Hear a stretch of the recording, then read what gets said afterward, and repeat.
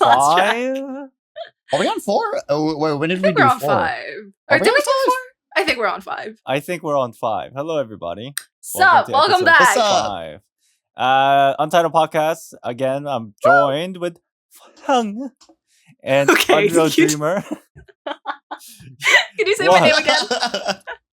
Feng. Why do you have to do that with your face when you say my name? I don't know. It's a reaction.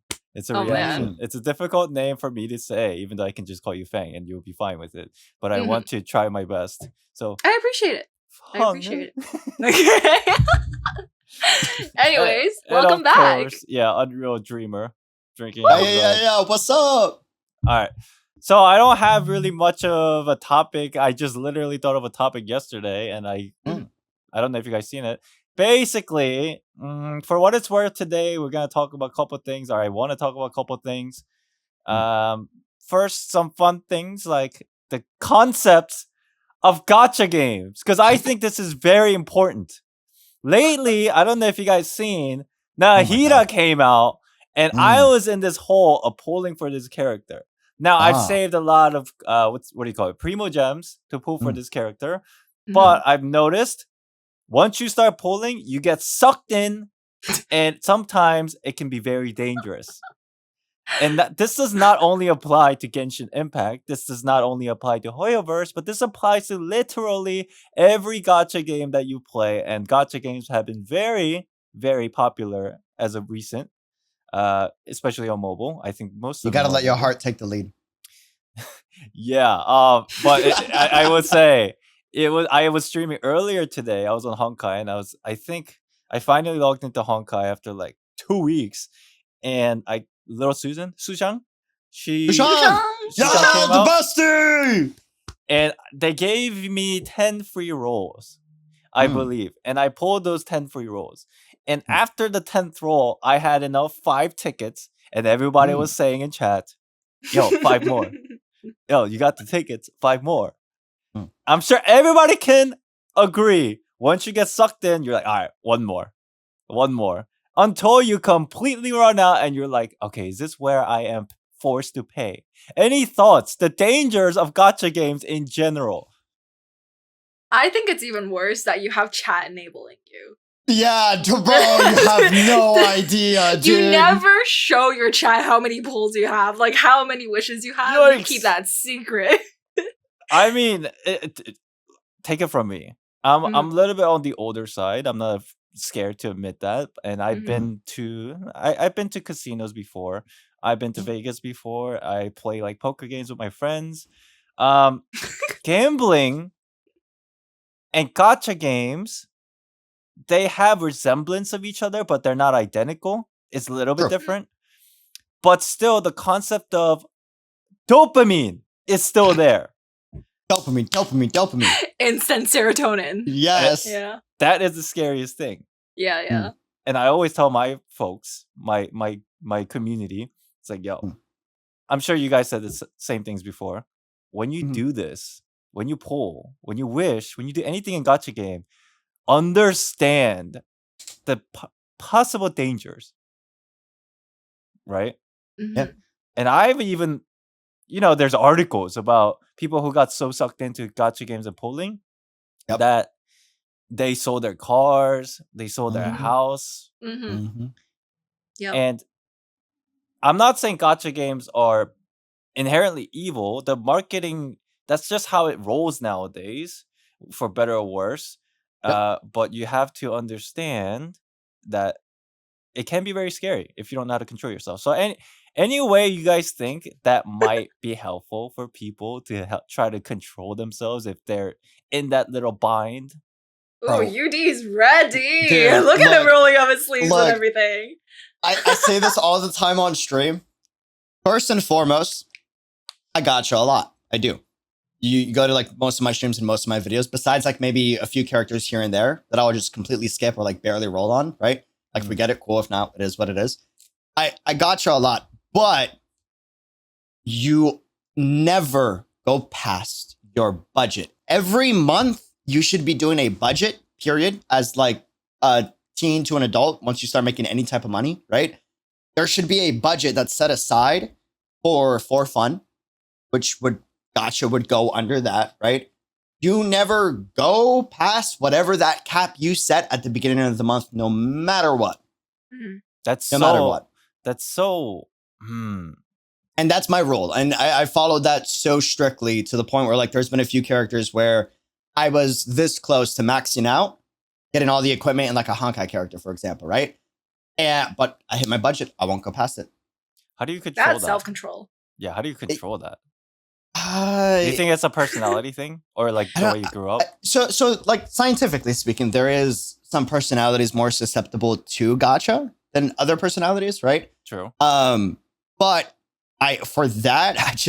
you gotta like list out what are the consequences of going past that budget.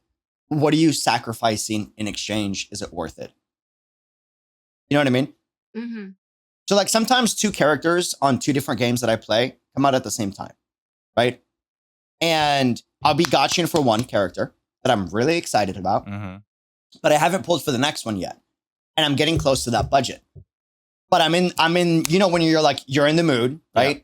You're going and it's pull, dopamine, just one more. Mm-hmm. You got to say, is it like, I'm going to miss out on this. Is it really worth it? Mm-hmm. That's true. Yeah, I feel like there's got to be something that you go in like before, like with gacha, that you know, if I go past that limit, like I'm going to miss out on this. That way there's some sense of like, you know. Yeah. But it's like, it's so hard for a lot of people. As someone with ADHD, we seek instant gratification. So it's like the moment we pull, the moment we get that character, it's like, it's here, it's home, we can play, we can use it and stuff like that. It's really difficult sometimes. And I feel like this is like where it comes into psychology almost. Yeah. People with more discipline are able to actually control themselves and like think in the long run. But then there are a lot of people who are very like short-term sighted. They're kind of just like, I want this character. I want this C6. And then that's all I need. And then like another character rolls out and they're like, oh shit. So I feel like I'm in between. Where I know the concept of responsibility should be... The concept of responsibility should be put at a very high standard. Like, it should be very important. But, at the same time, I'm half because there is a part of me that cannot resist. Because I'm so, like... I don't know what... peer pressure? I don't know. Or just, like, my momentum. It's like, I want this so bad. So, oftentimes, I'm like, maybe $20 more. Right? That kind of things. Oh no! There's a seed in your mind that happens sometimes. You're like, maybe $20 more. 100%. Yeah, and that's how they get you, though. Exactly. Yeah. And what happens is more than not, I always when that happens, first thing in my mind is a sense of sadness. Oh no! Whether I get the character or not, because I feel first I'll be happy if I got the character, but there is a level of okay, how much money did I spend for this character? And in hindsight, you look back, you put the game down, and you think about it at night. You're like, oh my god, I can't believe I just spent $100, $200 on this character when that was well above my like budget. Yep, Felt that. Felt that. That happens a lot, especially to me because I'm like kind of half and half, like. Because I for content creators, I actually think it's a little scarier than even and before the pitchforks and everything like crucifies me. Listen, I think disclaimer. Like I know for a fact that if you're not a content creator, obviously like you can't write this off as a business expense or right. I do think it's more dangerous for a content creator though than a regular person because your content is kind of focused around gacha, right? Yeah. Right. So you're encouraged to do it because you have like this mentality of like, oh, it's for content, right? Like, oh, it's for content, another role, right? So, yo, that's exactly what I said this morning. Yeah, I have 5 cars, and I was like, one more content. Yeah, I know. I say the same thing. And then the other thing is like, chat enables you, right? Oh yeah, always. And like there's. I've hit my budget multiple times and I'll be like, all right, guys, we're done with roles. But I have a rule where like, it's not even just for gacha, it's for anything. If you donate to the stream, you have full say as to how I use the money, right? It can be used for equipment. It can be used for like a content piece that I said I would do in the future, right?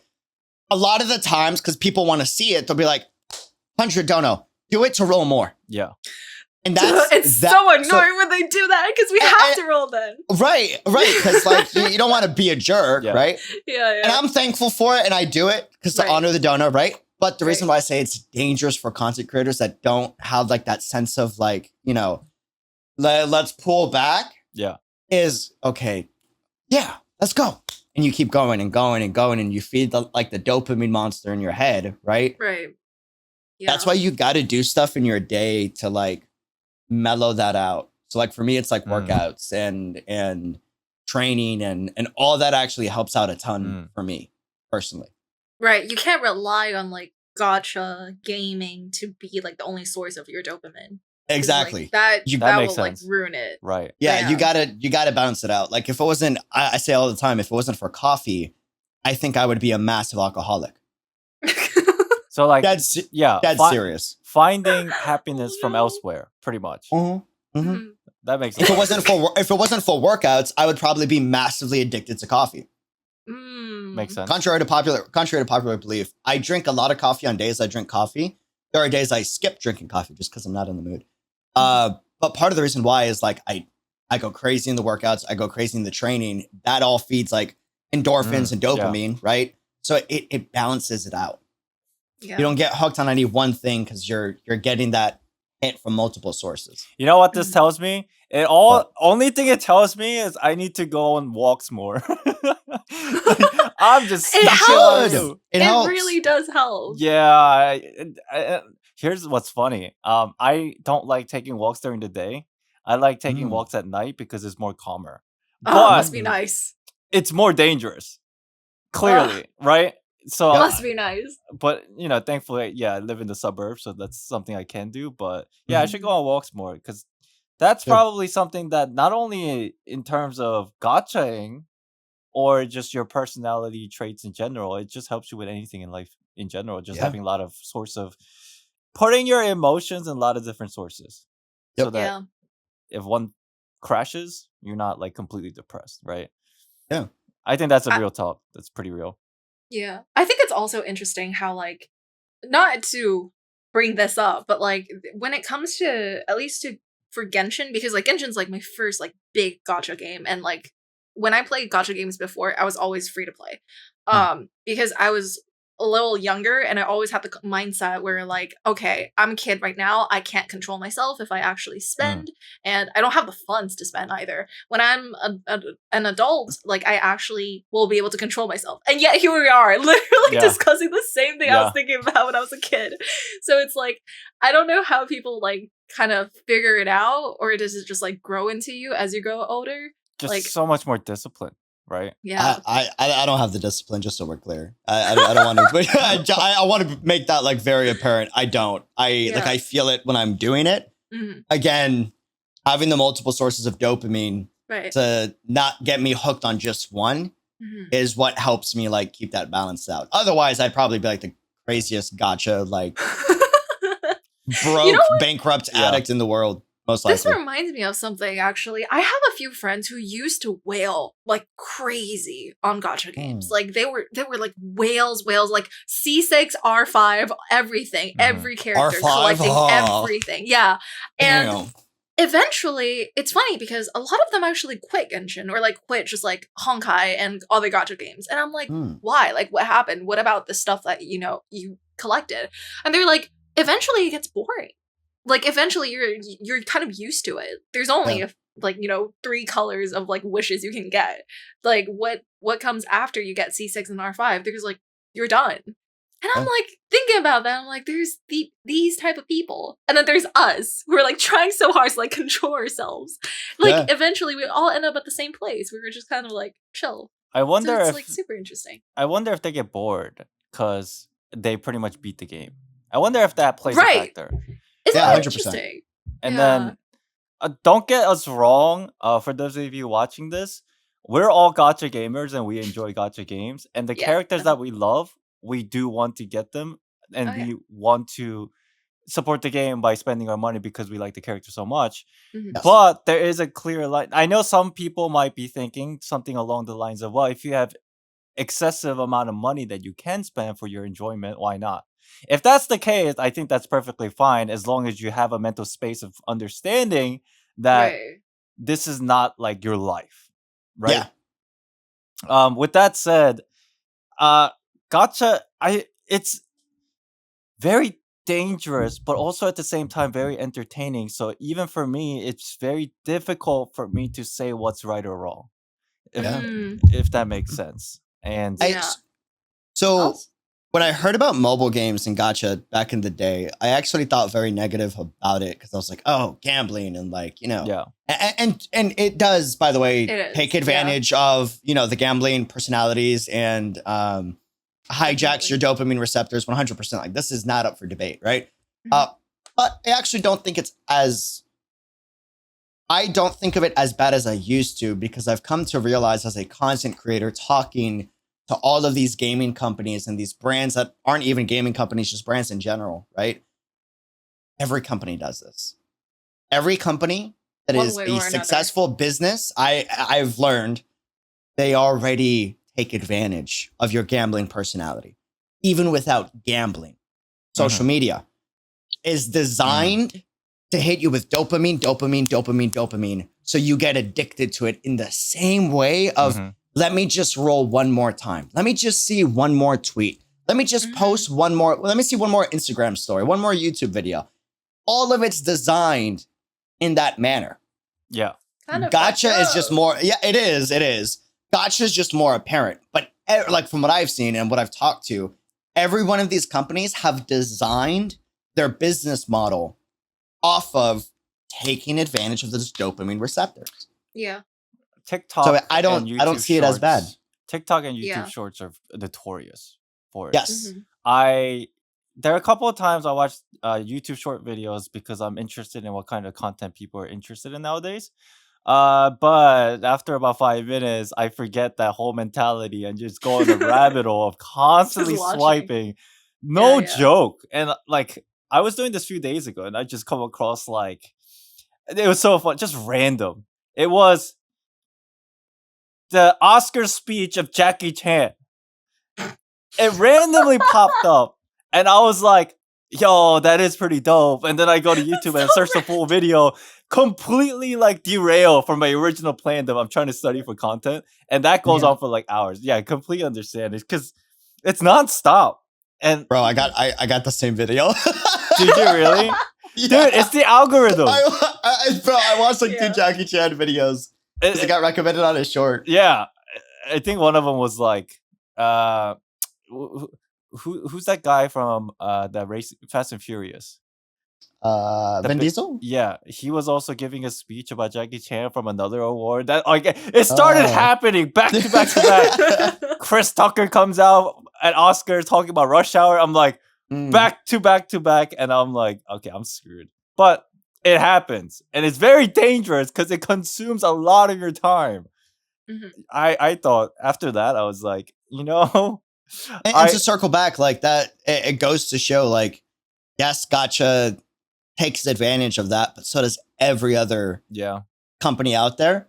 So that's like how they make money nowadays. Yeah. So I used to see it as Gacha was the worst, and now I've come to realize like, no, everything's actually just equally as bad. Some are just sneaky about it, and others are more like, you know, more apparent about it. I guess in that same sphere, microtransactions are also very similar. I was going to say that too. Especially 100%. Mobile games. Yep. Yeah. Because there's microtransactions in like games, PC games, but it's more apparent in mobile games, right? Yep. And there's so many times I play like a random mobile game, like just for like 3 days, and they're all the same, as in they make you interested. And then they don't know you. Yes. Yeah. And then I'm like, $5, sure. And then it spirals out of control. You see? There you go. You see? I am very in the middle. I understand the concept of responsibility, but sometimes I just cave.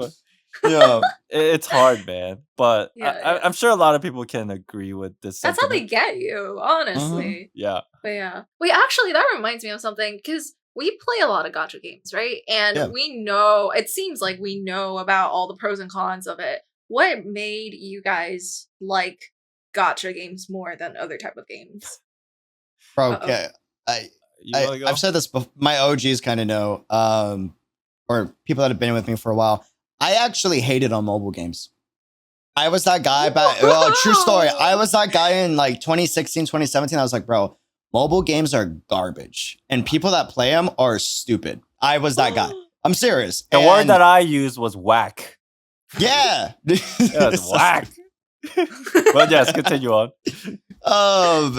And I was bro, why play a trash game when you could play a AAA game? Like a game with good graphics and good story and all that stuff. Mm-hmm. And then Genshin Impact happened. And I was like, whoa, dude. The story is good. Open world is great, right? And then I started making content on it. People were like, bro, you like the story? You think the story is sad right now? You got to try Honkai. And then I watched the Honkai cinematic and I was like, oh my God. Like the story is actually so... And yeah, since then.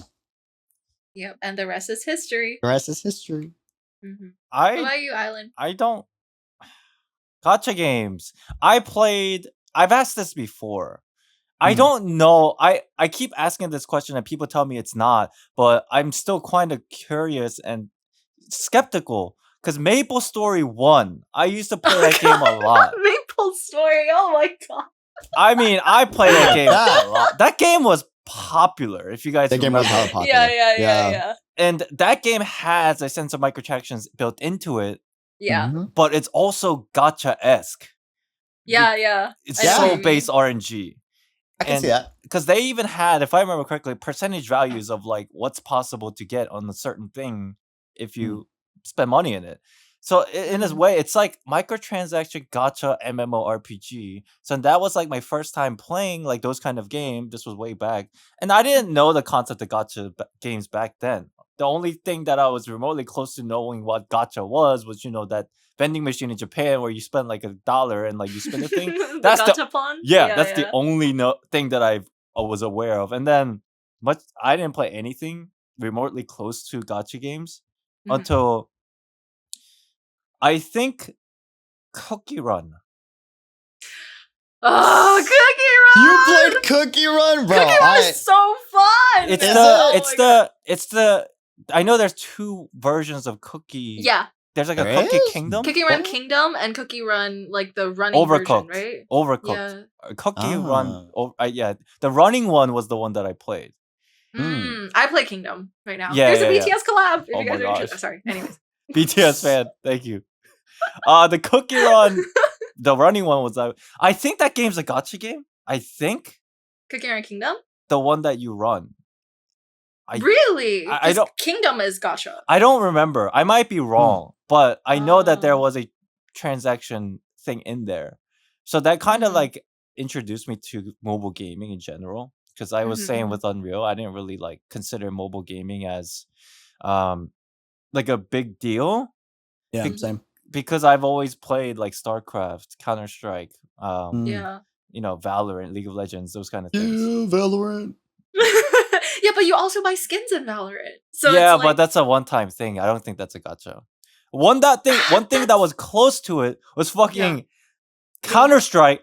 That shit, I don't know if you guys know, but that literally it was like the beginning of a problem of gambling within the gaming space. It was so bad. It was. Wait, tell me about this. So basically, in the game, it's nothing to do with like making you a better, stronger player. It's only cosmetics, and you have weapon skins, like guns, knives, those kind of things. It's only purely cosmetics. But so it's like Valorant in a way. Yes, but that game had a built-in the microtransaction gacha system. Yeah. And the worst part about it's fixed now, I think. But the worst part about that was when that first started to appear, you could trade those items to other people. So people would transfer with real money to sell or trade items. And that went a step further. And people make gambling websites where you upload your items, they give you a certain amount of money so you can roll more boxes. Yep. I've heard about that happening with MapleStory as well. And it's a thing with Animal Crossing. It's bad. For really Counter-Strike, bad, it's especially worse because I think they were very close. If not, they've already had lawsuits. Yeah. A lot of gambling sites got closed down, and then that was like the prefaces of the gambling thing in gaming. And then Overwatch came out, and Overwatch was very interesting case because it was also skins, but it was also gacha. Loot boxes. Yeah, loot boxes. I don't know if you would consider loot boxes similar to gacha, but it's the same mechanic. Kind of. It's because it hijacks dopamine in a very similar way. Right. You know? Ooh, Right. we're Just going one- psychological. Yeah, just one more.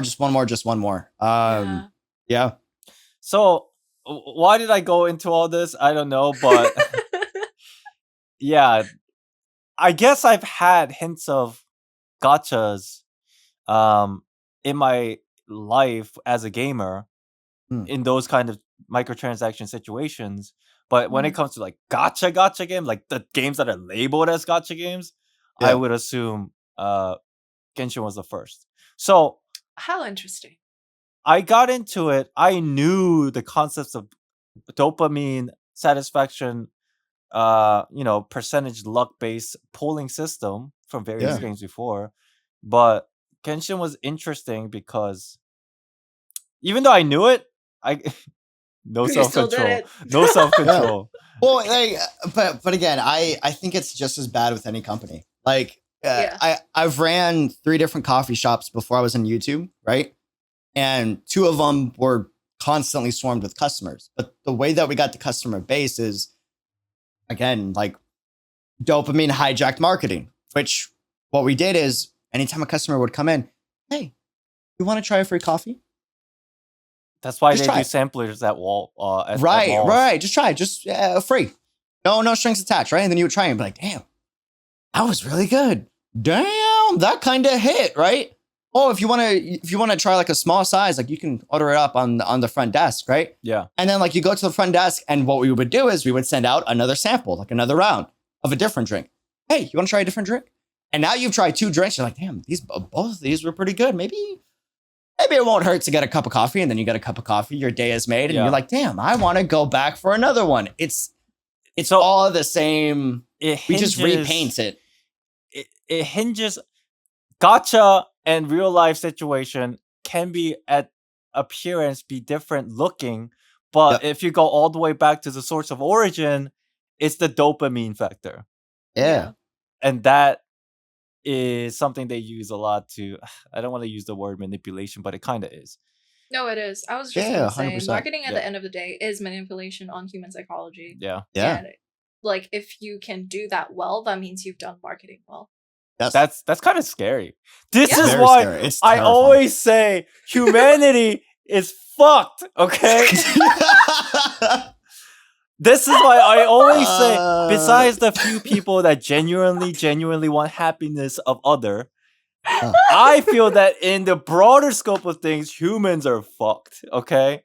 But he smacked on his chair and he was ready Dude, to say this. I must say it, and you can disagree, and I'm sure a lot of people No. will disagree, but I think humans are just scumbags. In general. In general. I disagree, but yeah, go ahead. In general, I know why disagree. you disagree, but we talked about this. yeah, we did talk about this. The reason why I say that is because of sole reason. It's always the minority that fucks it up for everybody else. True. And because the minority exists, it's really difficult to have faith in humanity. But there's more people that are good than bad. I like to believe. Yes. That's why I said we're not fucked yet. There's a hint of hope. Let's say there's a hint of hope. There's a hint of hope. I'll agree with that. Yeah. But it's a joke. But I kind of have a feeling of genuineness from it. Go ahead. It's like don't get me wrong. Genshin Impact community, there's a lot of toxicity in it, right? But super hot take, and I know people are gonna like crucify me for it in the comments. I actually don't think the Genshin Impact community is toxic. I don't. I think the majority, at least in my experience, is actually extremely positive. Yeah. But I'm not saying that because I don't deal with the toxicity. I do. I get death threats every single day. Or not every day, but like weekly basis, right? But if it was true that the community was toxic, people wouldn't have millions upon millions of views and likes and supports on their videos and streams the way that they do. Everyone would have been canceled already if it truly is, by definition, a toxic community. It's so big. The ratio of toxic people is massive. This is exactly what I meant by like, I don't know if I mentioned this before, but with like K-pop fandoms and things like that, it's the same thing. It's always like the idea of the 1%. The 1% of minority that are toxic and everything that's horrible with humanity, they are just louder. Yep. That's why they make so much noise, and that's why it seems like they're bigger than they actually are. Yep. But in reality, there are a lot of silent supporters and a lot of silent communities that kind of just support you for what you do. And I actually don't think they're louder. I don't. Why? Because that's a call anyone out, by the way. I'm just saying, from what I've noticed, I used to do the same thing. I still fall into the trap every now and then. People will comment, oh, look at this bad comment that I got, and da-da-da-da-da, and like, people are so toxic, and da-da-da. I'll go to the video where they got that comment from, that I consecrated, like tweeted. 90% of the video is the nicest comments ever. That's true. No, yeah, definitely. Definitely. You know what I mean? They just give it more spotlight. When they say we give it more spotlight, though, is because we're hardwired for negativity. And that's why it seems more vocal. Right. Yeah. That's the perception, right? Exactly. Yep. Clearly, there is more positivity. That's why humanity, I believe there's more good people than bad people. But again, yeah, you're right. It's difficult as a human when you see one negative thing versus 100 positive things. The one negative thing sticks with you the most. It does. Right? And we're just hardwired that way. Yeah. So you got to flood yourself with just like a ton of other good positivity any chance you can. Yeah, for sure. I do. Dude, I've noticed that today. I don't want to call out people because I don't think I'm not making this comment to make anybody feel bad or anything. I really hope it doesn't come across like that. There was a comment I received earlier today, and it was along the lines of, I don't want to watch this video. I don't want to watch these kind of videos again because I don't like the concept of theories. I think your video is good and I think it's very entertaining, but I don't think I will want to watch theory videos anymore. That was the comment. And on the outset, I read it in a very negative way because my mind is hardwired that way because I'm a human. But I looked at it a little bit more deeper. I really took it in and I thought about it. The person might have clicked it because of interest, but this is what they were not expecting. And that's okay. But on top of that, the good thing was they clearly communicated that they appreciated it, that it was a good video. But I don't like theories and I don't want to watch it anymore. So in the scope of the entirety of this comment, I still felt some kind of genuineness and honesty while it was still a very harsh negative feedback, but very genuine, and I can't fault them for that. Right? Yeah. I tweeted that because I wanted to communicate to my community that, okay, this person is, even though it may seem negative, they're genuine, and that's all I want. That's all I care about. But the replies on that tweet, it was people being negative about it. Wait. So, yeah, it was very interesting. I'm not calling out anybody who replied. I understand you guys are very supportive and you want the best of everybody. It's just very interesting to me that hint of negativity snowballs. And yeah, and I was like, okay, I didn't make this post not to like be angry or tell people off. If I did, I would have hidden their username, but I didn't because I just wanted to make a point that they're just being honest and I appreciate the honesty. Yeah. But the comments, the comments were negative, like the replies, not to me, but to the commenter, and I felt bad about it. So I was looking at it, I'm like, dude, this is a problem. Like in a bigger scope of things. I felt very sad about it, to be honest. Not because of the comment, but because of how we are wired this way. Yeah. Very, very sadly. But yeah, I actually think, a lot of content creators, like, when they post something, usually when it's a comment, usually it's something negative. So maybe that's why people are like wired to get defensive about it, especially because they cherish you and like they want to support you. Mm-hmm. Which is interesting because that's just like, I feel like that plays with the concept of like POVs. Like, are you an optimist? Is a glass half full, half empty? Like, I thought that, it is really interesting now that you think about it. Also, not to call anybody out. I would be the most hated guy on this podcast. But for real, I genuinely believe CCs, and this is just my opinion, you have every right to disagree, and I think a good devil's advocate point to what I'm about to say would be, if you don't put your foot down for what's bad, right, then how will people know your boundaries? And I think that's a great, I think that's a valid point. I disagree with that personally, but I think that's completely valid, right? Mm-hmm. Personally, I don't think you should be posting as a CC negative comments. Because at the end of the day, and this may seem a little sad, but a lot of people that comment, whether it's good or bad, at the end of the day, because we're social creatures, want attention. Yeah. And if your audience only ever sees you post negative comments, they're going to associate that with you. Yeah. Right. They're going to associate it with you. And why would they want to post positive? You never put a spotlight on it. Mm-hmm. True. You're my favorite creator. I want you to put some attention on me. Right. You only pay attention to negative comments. Maybe I'll post a negative comment just to so get your attention. Put me in the spotlight. Right. Put me on the spotlight, and then I'll post a positive to correct it. This is why I'm saying humanity is fucked, okay? Humanity's not fucked. All right. We're fine. Okay. We're fucked because we're too good at, in my opinion, countering the negative, so we're alive to this thing. We've like populated like crazy. That's my take. I did some testing regarding that, because posting negative comments on my Twitter, as well as posting positive comments on my Twitter. Long story short, they both get attention, I think, evenly.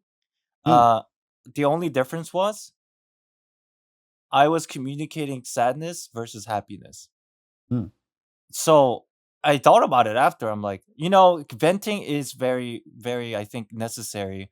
But in my personal opinion, venting in the right, proper way is probably better than just getting frustrated. Obviously, if you are frustrated and you are posting those kind of negative feedback on Twitter, you might want some kind of validation, or I'm just being honest, some kind of validation that you're doing the right thing and that people should support me because I'm struggling. Especially as a content creator. Yes. You have a responsibility when it comes to that. Like, you have a platform. There's people who will rely on you emotionally and just mentally. True. So when that happens, I think it goes beyond just like asking for like pity comments. Yeah. I did both. I do want to say, me posting and communicating the frustration with negative comments, I do it regularly for both. It does get my frustration out the way. Now, I might sound hypocritical, but think of it more as like me just trying to understand myself a little better, I suppose. It does get my frustration out, but I didn't feel happy, if that makes sense. I got the validation from my, people that supported me. But that validation, even though it was very nice and I was very thankful for, that in itself, I realized, was dopamine. And truly, to get happiness, I tried posting happy comments. There was a comment somebody left. It's like, for my last video, it was something along the lines of, I really appreciate you editing it this way. It made me understand a bit better. And I posted that. Yeah, and I couldn't be any happier, and I wanted to share it because I just wanted to share the happiness. And so many people were happy.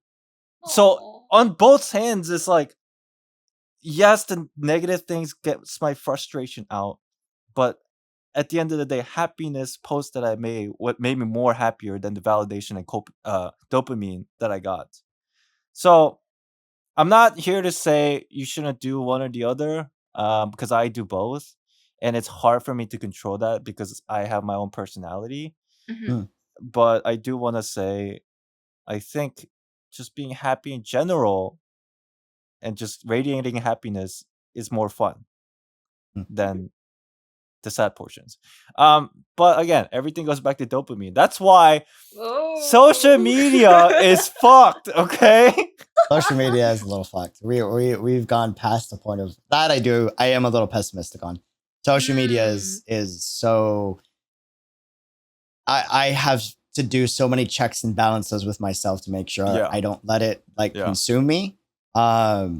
It's so crazy how much it takes advantage of you. It's wild. By the way, just so we're clear though, on the whole negative versus the positive thing, you do need a vent. Yes. Everyone, definitely. Please don't bottle up. Don't bottle up. Personal experience, that's my flaw. I bottle up a lot. I think CC should spotlight the good, so your community is encouraged to post good. Yeah. But whether you're a CC or not a CC, you need a network or somewhere to vent out. You do. It needs to happen. Right. Just make sure you're doing it. Platform. Right, exactly. Make sure you're trying to do it in the right ways and with the right people and the right methods. You know that's probably the reason why like professional sports teams and like people with PR, they are always projecting positivity for their fans and supporters and community, but they do have system in the back end where they can let out their frustrations, not in the public space, right? Yeah. I think that's very important. You're right. Yeah. So like I can't say this enough, man. I am one of the worst human beings, in my opinion, when I wasn't doing physical training and boxing and all that, because that to me is an outlet. And it's a great way to vent out like any frustrations that I have. Yeah. And it helps me be clear-minded.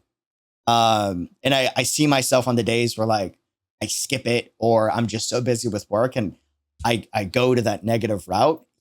Everyone needs a venting channel in some fashion or form. And with athletes, I think part of the reason why they're so well loved and celebrated is they go hyper aggressive, full competitive mode during the game. That once they're out off the court, what's there to be mad about? They're just like, yeah, life is good. Like, because they left their everything out on the court. So do you think athletes, like let's say for example, like basketball players, right? Yeah. Do you think, I'm sure they look at negative feedbacks from the community, right? They 100%. They probably do, right? They do. And then I've rarely seen, because probably the structure of how professional it is, I've rarely seen them. I've seen some, but I rarely see them like completely implode and like ruin their career off of just toxic venting. Yeah. Well, right. I feel like for athletes, it's like they don't need to vent verbally. They can just do it physically. On the court, like, that's their outlet. Well, and then they get into fights on the court, and then it's like, oh God, chill. Yeah. But okay. Yeah. Go ahead. I feel like, as someone who like knew like a lot of like competition athletes, that I have like a friend who's literally like who's gonna compete in the Olympics, like for figure skating, things like that. Other than physically, like, having that sort of outlet, which is something I feel like all humans should do. Exercising is important. But they have this mindset where it's like a lot of the cause of their stress or like sadness comes from like winning or losing. What place you're in. It's very like logical and it's like right there in your face. For a lot of normal human beings, it's like a lot of buildups, a lot of, emotional things, like a lot of stress that's being caused by all the different things. So you're already in trouble trying to figure out what's the problem in the first place. And then I have friends who are like athletes who also just like have the mindset where it's like, oh, I lost, I'm sad, but I'm going to beat them up next time. I will win next time. I'll have that sort of like resilient mindset for, getting better next time. And I feel like that's something that I feel like a lot of us can learn from. And it's why I feel like being a content creator and like managing like outlets is so different from like a normal person, because you kind of, when you're a normal person, you have normal, natural outlets. You have friends, you have partners, you have like everybody that you can just go to. When you're a content creator, you're being elevated, and everything you do or everything that surrounds you is being placed in a spotlight, and you have to actually manually choose sometimes, and a lot of people forget to do that. So I feel like when it comes to like content creation, a lot of different people just don't really know how to manage it professionally. And yeah, I think that's something that maybe a lot of us can work on, including 100%. me. Me too. Yeah, I just have a lot of thoughts because if we're talking about content creators, dude, it's I say this pretty often. I'm not even like the biggest content creator because there's just so many people better than me. But if you're in that mindset of being a full-time content creator or just a content creator in general who really takes care of their craft, it's hard. Oh yeah. I cannot express, no matter how much I try to express it, it cannot be communicated clearly because number one, I could talk to content creator friends and they share similar sentiment, but their journeys are all different. Right. Yeah. So all I know is that on the surface level, everybody is going through a very difficult time. But a lot of people don't understand if they, not to put anybody down, but if they're not a content creator, it's same with everything else. You wouldn't understand the struggles that I have, not even as a content creator, but as a person, because you are not me. Does that make sense? Oh, yeah. I know what you mean. And now if we're going to the level of content creation, not to be mean, but people who haven't experienced the concept of content creation cannot understand the struggles and frustration that each individual content creators have. Yeah. Because it's generally different to begin with for everybody. It is. So I'm just in awe that people are just like, that people who make content, they go through this on a daily basis and they're sane. How are they sane? I'm going crazy like most of the time. I have to keep myself calm, like forcefully. Yeah. But like Feng said, I think it's there's a quote that was like, what did it say? we were built to be warriors, not gods, which is the reason why like content creation is so hard. Huh. Interesting. Can you elaborate on that? Yeah. So like obviously like Homo sapien era, caveman, right? Right. Hunter-gatherer was like our two like basic wiring, right? Yeah. Gather materials to be more successful and thrive, or fight against threats and eliminate threats. Those were like the two mindsets of our species in the beginning, right? We weren't designed to be praised and to be, elevated on a pedestal of a god. It's not what we were wired to do. Not to say that celebrities are gods, but when you are an influencer or a content creator, whether you like it or not, and not to name any names because I don't want to call them out, but I know friend content creators that they don't want to be elevated on a pedestal. They just want to make content. That's it. That is interesting. But because they get so much viewership and so many people love them so much, they are elevated on that pedestal. Everything they do, everything they say, whether it's a good thing or a bad thing, can be taken in a positive way or a negative way by someone.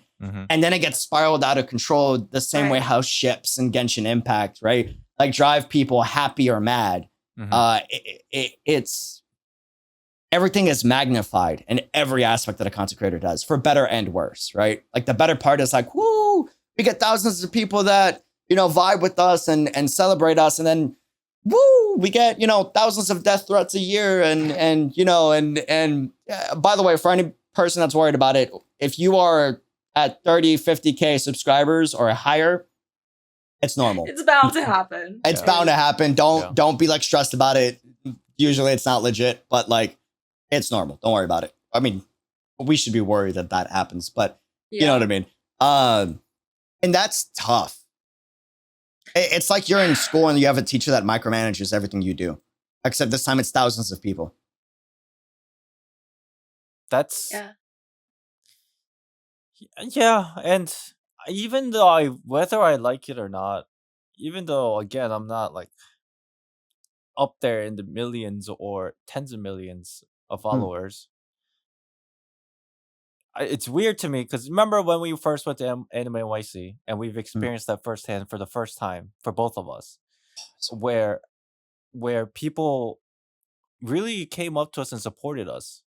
It was great, but the thing is, I would want to reciprocate that feeling of support and happiness back, of course. But I just wanted people to treat me like I'm their friend, like I'm just a normal person. Yeah, because I've already seen this happen. Even at my small scale, I've seen people that were hesitant to come up to me just to say hello. Yeah, and as if like we were. It's because of that spotlight factor. Yeah, and it's kind of sad, and like whether we like it or not, we're in part in that situation, and it is what it is. But at the end of the day, we're just normal human beings, right? Like, yeah, we just do what we love. We make videos that we love making. We like talking to people. Even if I'm an introvert, I loved observing people and talking to people, right? Because we're social creatures. But it's very sad that, and happy. It's very conflicting. It's very conflicting. Yeah, it's something new that we like. At least in my opinion, from what I've seen in research, like humanity doesn't know how to. Like I remember when the first few people that knew about you and me, Island, at Anime NYC, like you said, and they were like, "Oh my god, like I'm such a big fan, and thank you so much for your content, blah blah blah." Like that was awesome, and we were thankful and we were grateful, and then they left, and we went back to the mall. And I remember me grabbing a coffee, and we just kind of looked at each other like, "Oh." we didn't even know how to feel. It didn't feel real. Yeah, it felt like we were dreaming or something. It was worse than dreaming. It was just like we couldn't fathom. Yeah, even like in a dream, we couldn't understand because we were like talking back and forth. It was like because the reaction was like, "Oh my god, I'm such a big fan," and like it's such an honor to meet you, and da da da da da da. Right. But like me and Island, we're just like normal people, you know. So we were like, "What?" I felt like both awesome, happy, like honored, but at the same time, like, why? It was likely because it was the first time we were kind of shell shocked, I guess. Yeah. Because I was always, when I was growing up, I always wanted to be famous. I won't lie, I wanted to be famous, but I didn't understand when I was younger what that meant. Because when I'm younger, all I see is the spotlight. All I see is the spectacle and the fame. But underneath that surface, there's just like this level of insanity, like literal insanity of like struggles and like responsibilities and so many things involved. And when I actually got into that situation, like after I became a YouTuber, I'm just like, I don't know how to deal with this. I was not ready, and I just don't know how to react. Yeah. Wait, this is interesting. It was so crazy because it's something that I always wanted, but it didn't hit me until it happened that I'm like, dude, this is completely different than what I anticipated. It was this a shock. Is so interesting. It was a shock to me anyway. Like I think some people like enjoy it, like really take full, like dive in and like just really, not to put them in a bad light, but they embrace it. Like they embrace it from the beginning and they just roll with it and they're happy with it. For me, it was like, what the hell is going on? What in the world is going? Yeah, it was interesting. Yeah. But how do you feel about it, Feng? Or like, sorry? How do you feel about it? Or like, how do you feel about people coming up to you to take pictures with you in your cosplay? I mean, I don't know if it's because I'm like used to it or like I'm a bit more confident in myself. Like when people come up to me, even when they're just like, "Oh, are you Glihttr?" or like, "Are you Fang?" Like it doesn't faze me the way that you guys reacted to it. Like I'm not saying that like, you know, it's like different or anything. Maybe it's just a difference in personality or but to me it just feels like, oh, like that's pretty cool that like some person on the internet happens to be, you know, physically here in real life. Like I'm more fascinated by that idea compared to the fact that like they recognized me. If anything. I might have a different opinion if people like actually put me on a pedestal. Well, actually, no, that didn't happen. Well, when they do, that's the thing. For me, How did that feel? I got a little scared. Oh, okay, got it. I don't think I got scared in the way that you guys did. I became kind of wary of the fact that am I feeding into something parasocial? That's when like things get a little dark for me. Yes. But normally it's fine. Like at the con, you know, like you're bound to see people, and then people are bound to like come to you and be like, "Oh my god, I'm such a huge fan. Can we take a selfie together?" Blah blah blah, stuff like that. Like I feel like I'm fine with that. Even when in cosplays, like there have been a bunch of photographers that would just like crowd around me. And then they would be like, "Oh, like, can you look here? Can you pose here?" And it's like fine, because at the end of the day, like we all go home and we're all just like, "Oh, like that was a cool moment. I appreciated that. That's fine." But when it comes to like people who come up to me and they're just like, "I'm like such a huge fan. Like, you know, I've been watching your stuff since forever. Like, you mentioned that you were getting a haircut. Are you gonna get a haircut this weekend?" And that's when like it gets a little scary for me, because I'm like, "Oh my god, I'm like sharing so much about my life and I don't even know this person's name." And they're talking to me like how a friend of mine would check up on me. And that's when I'm kind of like, where do I draw the line? Or like, am I supposed to appreciate this? Or like, am I supposed to be afraid that they will cross the line? Things like that. So yeah, I don't know. It is really interesting when you meet people at cons. But yeah, agreed. It didn't hit me after I came home. That exact feeling of parasocial aspects is undoubtedly there. Oh yeah, definitely. To a certain degree. It didn't hit me until I came home, and I was kind of thinking about it. I'm like, dude, there's a possibility that it can turn into something really cool or something really bad. Oh yeah. And I feel like I have absolutely zero control over it. Because basically what I'm doing is I'm just streaming, and no matter how much I talk about like parasocial aspects of internet influencers and stuff like that on my stream, it's like those things. I've been into it myself. I was parasocial with some streamers in the past when I was younger. Not like I just wanted to be their friend. And I completely understand because I was there. But when it was happening when I was younger, when it was happening to me, I didn't know it was happening, but I still knew that the concept existed. Yeah. Yeah, I didn't know there was a word for it. Yeah. Yeah. And now in hindsight, I feel like it's same for a lot of people. They understand that this concept exists, and they should know that there is a line. Yeah. But sometimes they just cross it without even realizing it. Especially for a lot of younger fans. Yeah.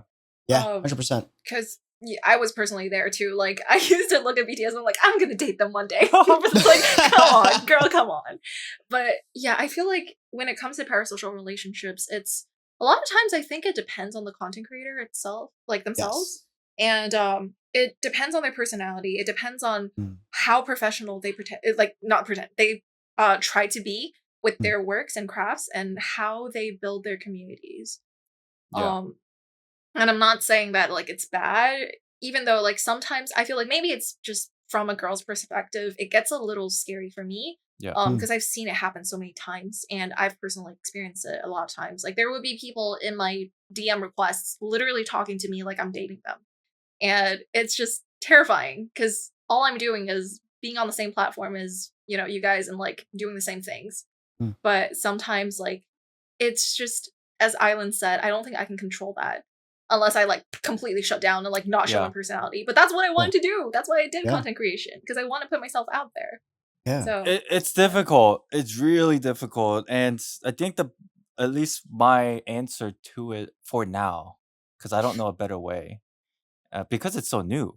The best way I think that we can go about addressing this is just everybody being mentally aware and perceptive that not even in regards to parasocial relationship, but respecting people's boundaries. Definitely.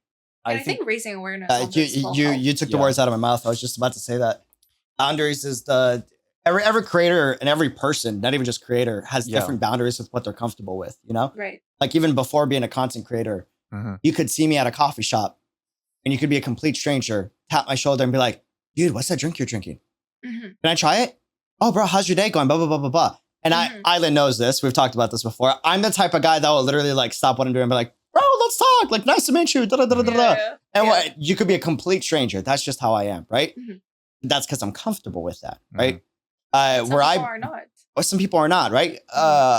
Like for me, where I draw the boundary is if I'm with like my younger siblings or if I'm with like my mom, like, hey, like, I don't know you or appreciate you wanting to talk to me, you know, but with family right now. So it was nice to meet you. Hope your day is great. Have a good one. And then just kind of move on, right? Yeah. I have friends that, bro, you're a stranger. I don't know you. I like, can you respect my space and like not talk to me? You know what I mean? And I think both are totally valid. You just got to communicate like what your boundary is. Go ahead. That reminded me of something. Financial support does not equal to getting a higher step when it comes to like a closer relationship to a content creator. Please. Yes. I'm begging you. I'm laughing because I know it's real, but I'm laughing because it's like actually a thing. Yeah, 100%. It is. It actually is. And I 100% agree. Like, so with me personally, I've said this before. I should say it more often. My community is the fam, the Dream Team fam, right? I use that word very, very, very specifically. It's not the Dream Team friend group. It's the Dream Team fam. The reason why is I don't know if you guys do you guys have like a lot of like extended family or like cousins by chance? No. Not so much. Okay. In Hispanic culture we have we're a romantic culture. We like to get busy. I have a lot of cousins and I have a very, very huge extended family, right? So because of that, I have cousins that are family, but I don't talk to. But when we meet up, makes sense. You're family. And we instantly connect and we have a great time because we have like that connection, like inherently, right?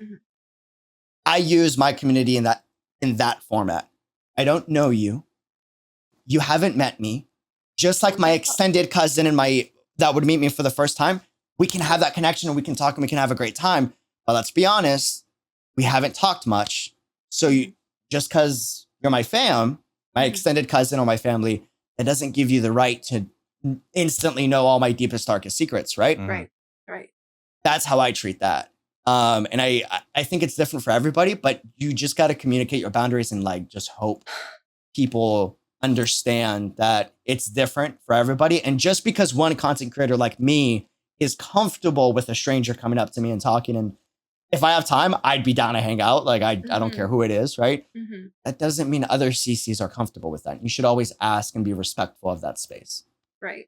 It's also another thing where it's like, if I think we can actually relate to this. If you're like closely tied to like another content creator, not closely tied, but like if you're like, you know, you interact with some content creators and sometimes like you guys share audiences, does not mean that whatever they are allowing on their stream, you can do the same on this person's stream. Yes. Because different people are different people. Different people have different personalities and personal rules and boundaries. You can't just because this person lets it happen does not mean you can let it happen because you're a friend of theirs. Correct. And that's like another thing where it's like you just because, you know, like you're like I don't know, closer to this content creator maybe, or like they know you a little better, does not mean you can take advantage of this person to, you know, talk to another person. There's so many things. I can't. It's just so much at the end of the day. Yeah. But boundaries are so important. I think it all comes down to social understanding to be socially better. Is that the word? Like mature? Just understanding better aspects of how to be social.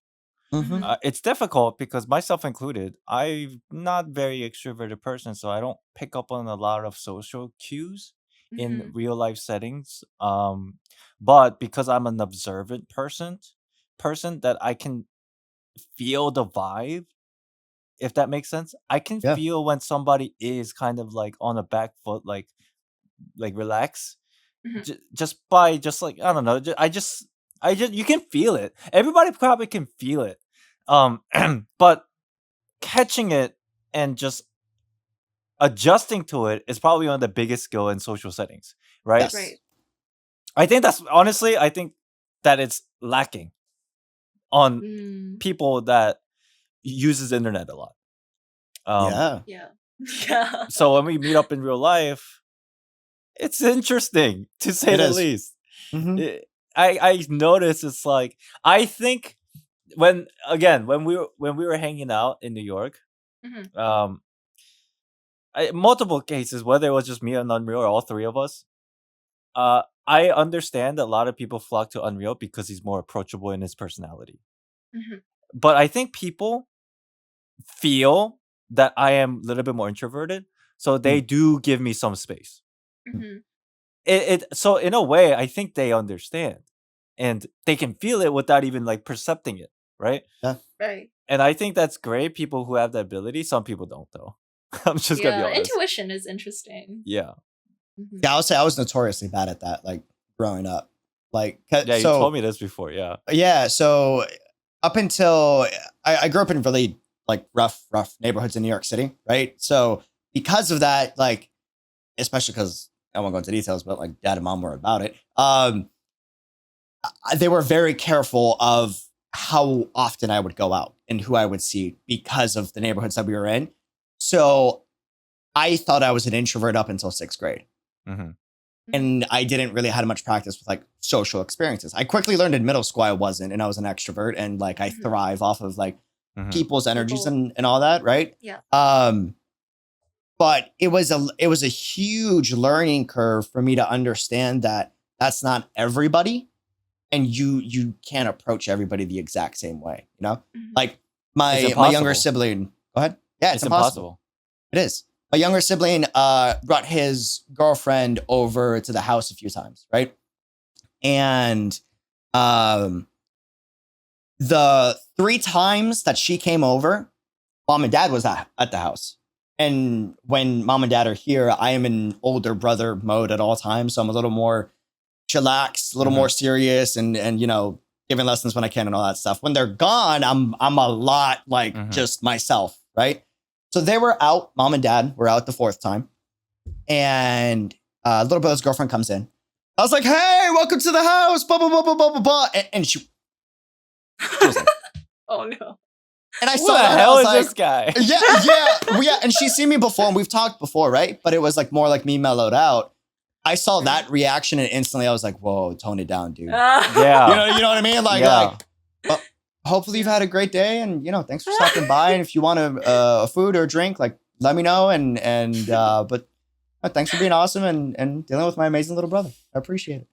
You would respond back to me in 5 business days. Yeah. But like being able to adjust, like you said, is the biggest thing. Yeah. And that took a while for me to learn, because initially I was always, hey, blah, blah, blah, blah, blah, blah, blah, blah. And I still do that to this day, like sometimes. But when I see the reaction, I'm like, okay, let me try to dial it back just a little bit, because that personality is a little much for a lot of people. So I think it's a skill that everybody needs, to be honest. Yep. Yeah. Bro, agreed. What armpit sweating? Do you see this? You were nervous, bro. You were talking about the Gacha. That's huge. It's so hot in my room, bro. I have like 3 fans in my room to keep it cool. Oh my god, this is embarrassing. Look how big this is, bro. You were talking about Gacha, and like, you know, it got the heart rate excited. I was fucking sweating. People are gonna flame the shit out of me, bro. I was sweating. Yo, on a more lighter note though. Yeah. Anime NYC, when the hell is it? Woo! November 18th. So Feng, you're going. 20th. Yep. All 3 days? Yes. I'm gonna be at the I have a table, so I have to be there. So you'll be working pretty much all weekend? I communicated with my table mates, and I think I'm probably gonna be tabling and also be walking around. So I'm gonna be taking frequent breaks from my table. Normally, you're supposed to just be at the table and you sell your crafts. But I have to walk around, not only for Hoyo, but also like as a cosplayer. Like I want to have photo shoots with friends and stuff. Yeah, dude. Yeah. And also, there's gonna be a lot of content creators there, and I want to meet them. I can't go. Oh no! Same. Why not? What was the thing? Were you gonna come up to New York? I'm coming for the week of Anime NYC, so I'll be there for like when it's happening. I just won't be going. I won't be going in Anime NYC. I'll just be in New York City. Me and Island couldn't get passes, and we're too late. We were too late to apply for like the exhibit creator pass because it went by like super fast. Right. And Honkai isn't going to be there, so we don't. Yeah, really? So we don't. I'm pretty sure like they would have announced something already. I'm pretty sure it's just Genshin. Yeah. So like the odds of us being able to get a pass inside is just like slim to none. We shall see. We could get a normal pass, but me and him talked about it. We've seen the line. Oh yeah. We're like, I feel like this year is gonna be worse, to be honest. Yeah, definitely. So. I mean, we saw AX. That was crazy already. I feel wild. Like the last year's Anime NYC was like the pickup. Yep. Like that's when people actually started getting into anime and stuff. Maybe I'll be in New York, so if you want to meet up, like, or if you see me, don't be afraid to stop me. I may say like I'm busy or I got to do something, but like maybe I'm not. Maybe we can chill.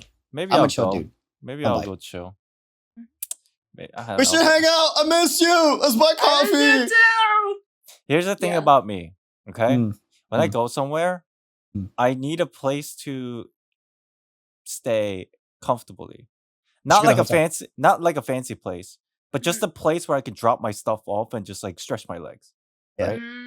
But because New York is so close to my house, it's so weird for me to like go there and find a place to stay for like 2-3 days when it's literally like 2 hours from my house. So it's kind of weird. Right. But yeah, I don't know. Maybe I'll go, maybe not. Who knows? Sleep on a Real's couch. We should get a hotel. Are you gonna be there for all 3 days? I might be there for 5. Ooh. Potentially. I might take a vacay before the weekend of Anime NYC for like 3 days in New York. I haven't decided. But if I don't, I'll still be there for like Friday, Saturday, Sunday. Just because I promised to meet up with the community. So maybe if I go, I'll just stop by for a couple of days, crash in your place. Hell yeah. We'll see. We should get a hotel. We'll see. I mean, I'll pay for it, but I don't know. Dude, there's so many things I have to do. Like 4 videos that I have to make. I feel you. Yeah, it's really interesting to me how like a lot of times when it comes to traveling for cons and stuff, a lot of my content creator friends are like, I'm losing money. Like, I don't want to travel. Yeah. I'm like, what does that mean? Like, I thought you were going for a con. And you're like, yeah, but I can't stream. I'm like, okay. It would be pretty sad because I do miss just the conventions are cool. They're fun. Yeah. Aside from the ridiculousness that happens every time, like people, I get a kick out of it. It's insane, but I can't really complain too much because maybe I should, because it's becoming so often that like so many crazy things happen that shouldn't happen that it's almost become common that I'm letting it slide, which is bad. That is, you know what I mean? mean? Kind of bad. Yeah. Put your foot down. Set your boundaries. I mean, we can all complain about it, but nothing will happen, I don't think. Because the past few times, everybody complained about, there's too many people. But, they're not going to fix it. Because it's all business at the end of the day for them. The convention center. Capitalism. Yeah. Yeah, it is what it is. But if I go, it'll be cool. Hang out a couple of days. I don't know. Hell yeah. But what are we going to do? I'm so stingy. There's so many things to do. Come on. We'll get coffee. We could go fashion shopping. I don't know. Ooh. Shopping. Shopping for interior design. We talked about this before. Feng. If I do go. Yeah. Me and Unreal talked about this before. I'm sure he forgot already. But if I do go, maybe one day when you're free, we can hang out and we go shopping, but I give both of you $100 each to dress me up.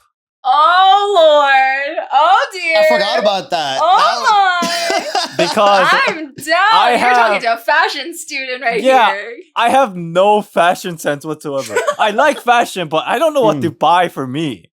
That's the problem. Okay, I'm down. I'm actually down. Hell yeah! That would be pretty fun. It'd be cool if we could do it this next trip. I don't know if we can, because I know you're busy and we're all going to be doing stuff, but we do got to eventually do that 100%. Yeah, whenever you guys are in New York, let me know. And we go to Soho, run it up.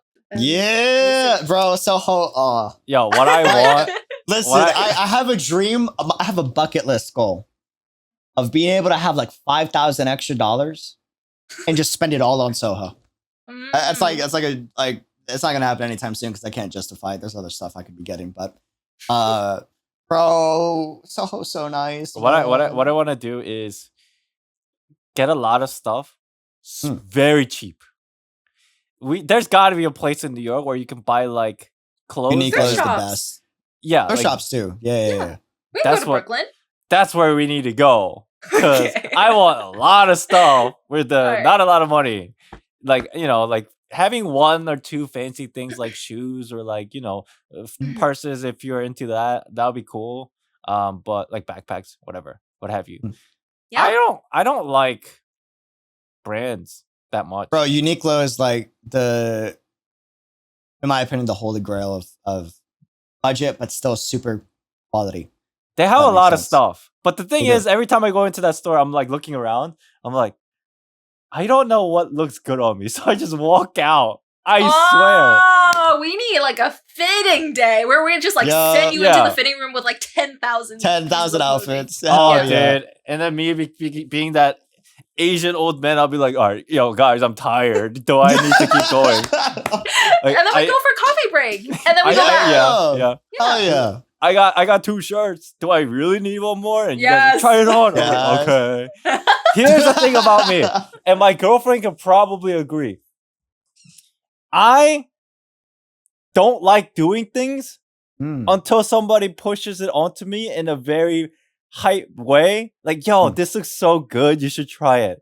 And I'm like, you know what to do.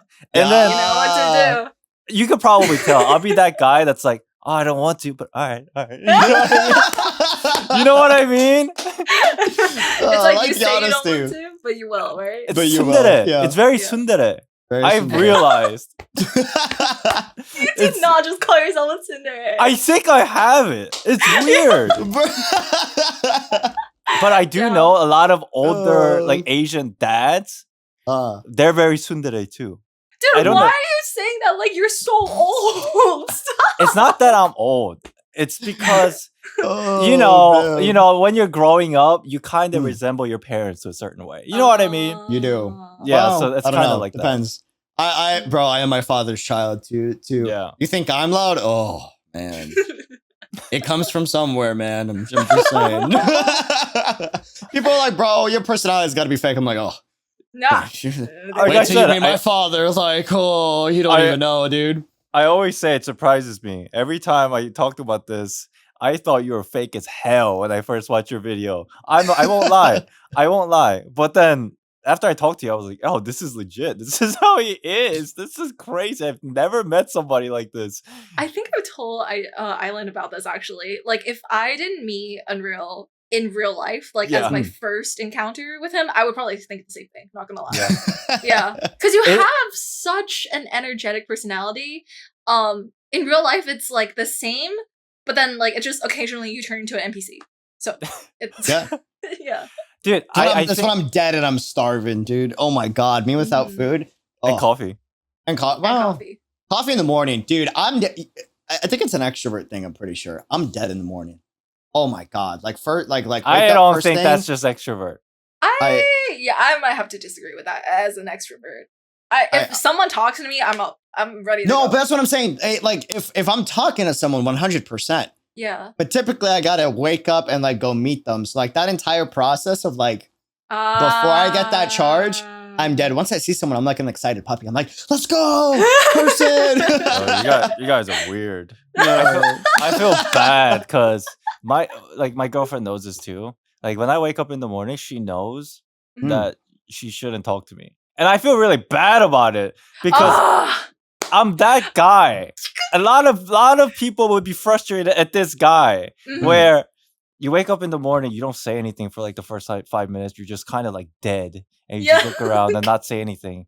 I feel kind of bad because my girlfriend's so understanding that she understands that of me and accepts me for that. But if I was in her situation, I'll be like, yo, this guy's fucking annoying. You know what I mean?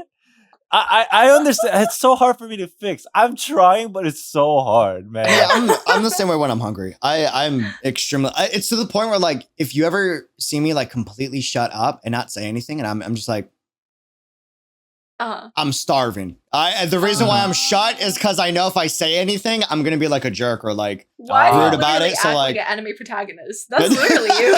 Like, man.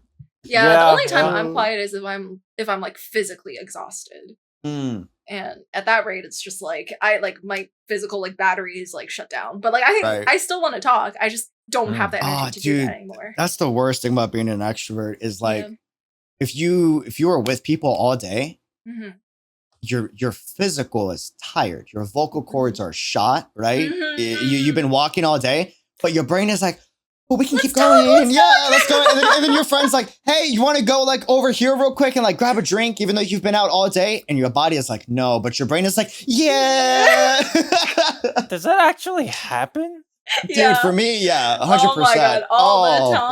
Bro. Like you, the amount of times I miscalculated like how tired I was from a stream, and then I turned off, right? And like it's just me, myself, just shut and down. I, right? Bro, oh my God, my body, like vocals, physical. You know, I'm like, bro, what the fudge? Oh, I should have ended the stream a lot sooner. So you just keep going. Yeah, you just keep going.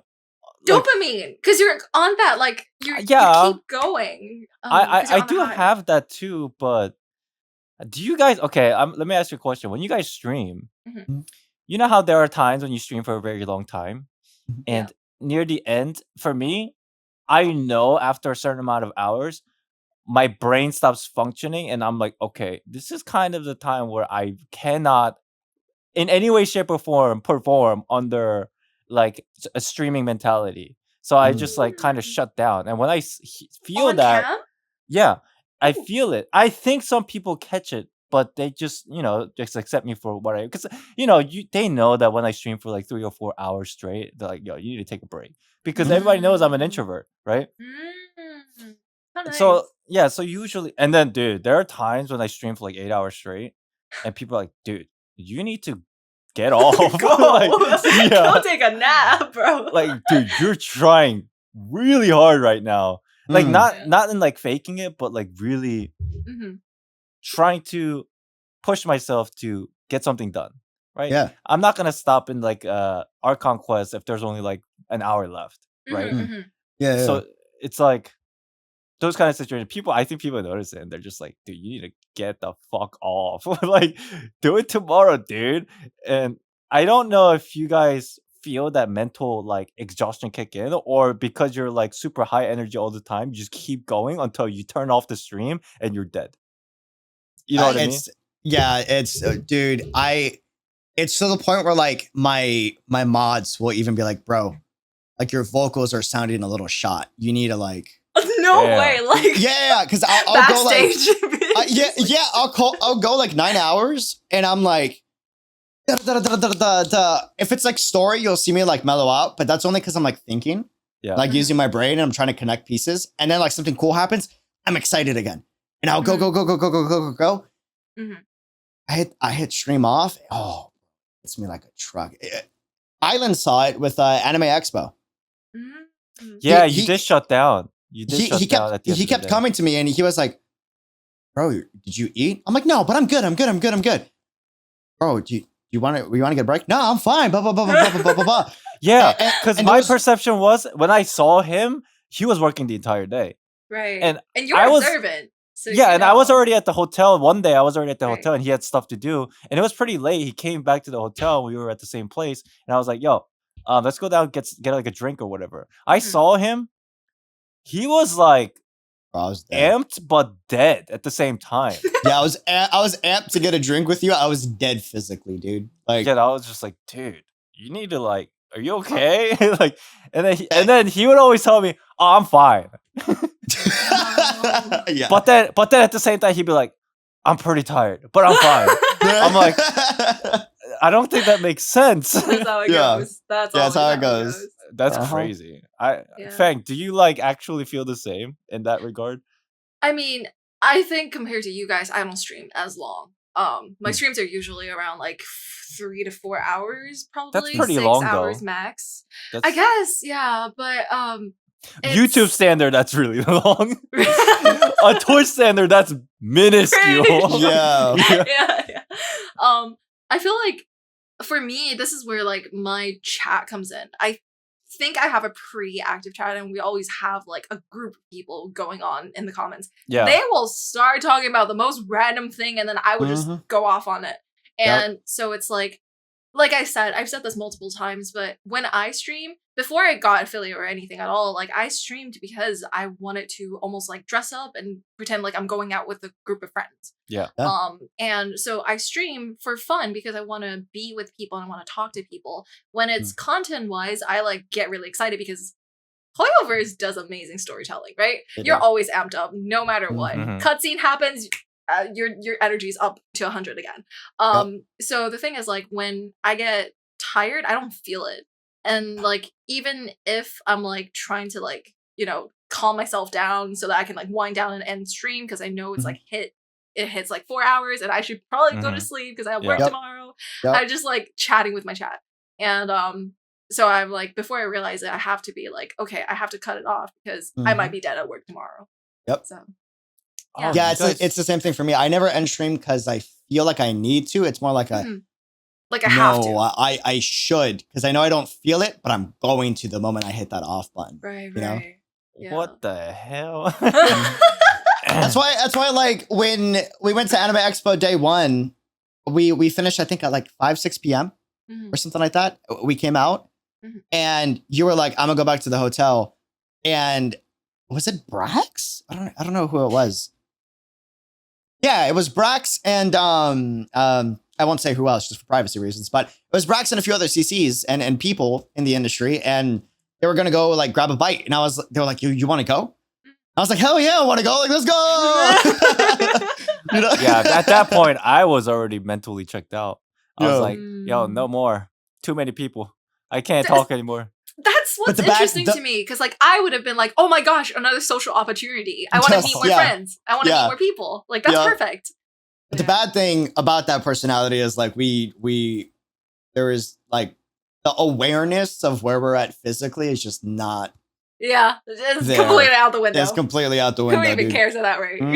Dude, I feel like if we were to change personality for one day, I die from exhaustion and you die from boredom. Bro, no, do you know why I hate video editing? Why? Because it's boring. So boring. You don't get interactions. Oh, you too? Dude, there's no interaction. Oh my God, I'm in my room. Bro. I want to see people, man. I'm there editing for like 4-6 hours. And bro, by hour 3, I'm already like, maybe I should call. Maybe I should message this guy. Wait. Yeah. Okay, Feng. When you draw. That's what I was gonna say. Go explain. What's it like being an extrovert artist? It kills me inside. Wow. You don't understand. Like, I genuinely cannot. Like, it's one. Are you just bored, or not bored, but like you just want like some kind of interaction? It feels like torture. You don't understand. It's like I'm drawing, and it's like supposed to relieve me in a way, but at the same time, like, oh my God, it's way too silent, and I'm way too bored. But I can't talk to another person, because if I talk to another person, I can't concentrate on the art that I'm producing. So it's like, what am I doing with my life? I have no idea. And then that's when like my thoughts start to creep in. So that's crazy. Yeah. That's really, really bad. That's why like every single one of my artist friends are introverts. And it's crazy to me, because like they like meet up, and like when they meet up, they draw together. That's how they do it. But they're just like silent. Yeah. It kills me. I can't do it. Are you kidding me? There's a person sitting right in front of me, and I know them, and I want to ask about their day, and they would be like, yeah, it was good. Yep. And I'm like, no, I feel like why. A lot of my CC friends are introverted. There's a few that are extroverted, but most are introverted. Yeah. Like the video focused ones, right? And I'm just like, bro, I can't. This editing thing, like, it drives me insane. That's and they're so just like, funny. bro, just get it done. It's mad easy. Like, you just, oh my God, you crank it out. I'm like, I can't. Hour 2 or 3, I'm already complaining. Yeah, that's I why feel like I suffer so much with it. I feel like you know the who is it? Is it Raiden that like charges on like electricity? The little comic. just like dead on the floor. That's me, like without people interaction, you know. And then like my That's sibling comes in my room. fascinating. I'm like, oh, That's fascinating. Yeah. Wow. I mean, every time we have this kind of conversation, it's so funny. Just the complete polarity of the personalities, at least between myself and both of you, either or. Dude, when I'm editing, I'm just having I made a video during my edit because I wanted to just share something. It was on Twitter. Not a lot of probably people remember it. Mhm. In the middle of editing, I was recording on purpose because I thought it was hilarious. I get up and I'm having so much fun. I'm fucking dancing in the middle of my edit. Like some random ass, stupid ass dance. But that's how I felt at the moment. Because I'm like, yo, this is so fun. I can't believe what I'm making with my hands. That's like, oh, That's actually really wholesome. yeah. Yeah. See, that's the thing. Like, when it comes to video editing for me or like art for me, sometimes I get this burst of like whatever you just had. Like Yeah. sometimes it happens and then it's like a short burst of moment. And that's when I get like energy recharge, Sure, I yeah. guess. yeah. And I'm like, okay, I'm gonna continue this thing. But like if I don't Yep. have that, I would be so dead and I would be bothering my roommate at this point, probably. Mhm. So it's just I don't know how you do it. But it seems like you're having fun, so that's good. Personality, I suppose. Yeah, Mm. probably. Because like Mhm. there was also one time when my girlfriend called me or texted me. She was like, "Hey, are you busy?" I'm like, "Yeah, I'm doing stuff, like working on video." And she's like, "Oh, I'm working too. Do you want to get on the call?" Mm. And I felt really bad, but I was trying to be very nice, and I said, "Hey, I would love to talk, but I really need to focus because this part is very important in the editing process. I'm sorry, but I don't think it's a good idea to talk right now." And then she was like, "Oh yeah, that's fine. I get it," because she's introverted too. Or she's like, "Oh yeah, I get that all the time. Yeah, you're good." I'm like, Mhm. "You understand me. This is great. Thank you." Yo. But the other side of the thing, dude, because are you guys good at multitasking? Hell no.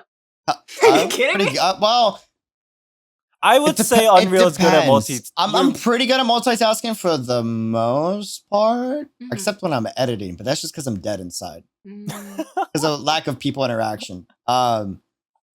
It depends. I'm really good. I do better improv than I do plans. Like I can't read off a script for the life of me. That's right. ENFP. Mhm. Do you think people that are able to multitask are able to do things on the fly easier? 100%. But part of the reason why is like that's the only thing we're good at. Like I mean- again I can't. Best example. When we were at Anime Expo, when we were doing the unboxing video, Yeah. that was tricky because you were explaining like the process, and I was like, yeah.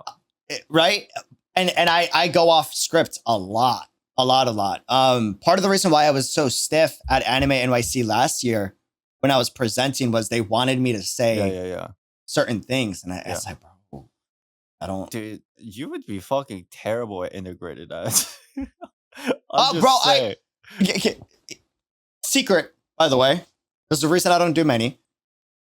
Every sponsor I've ever had always asks, "Hey, can you write out like your script or a content guideline of like the things you're gonna do in your stream?" Uh-oh. Bro, most of it is BS.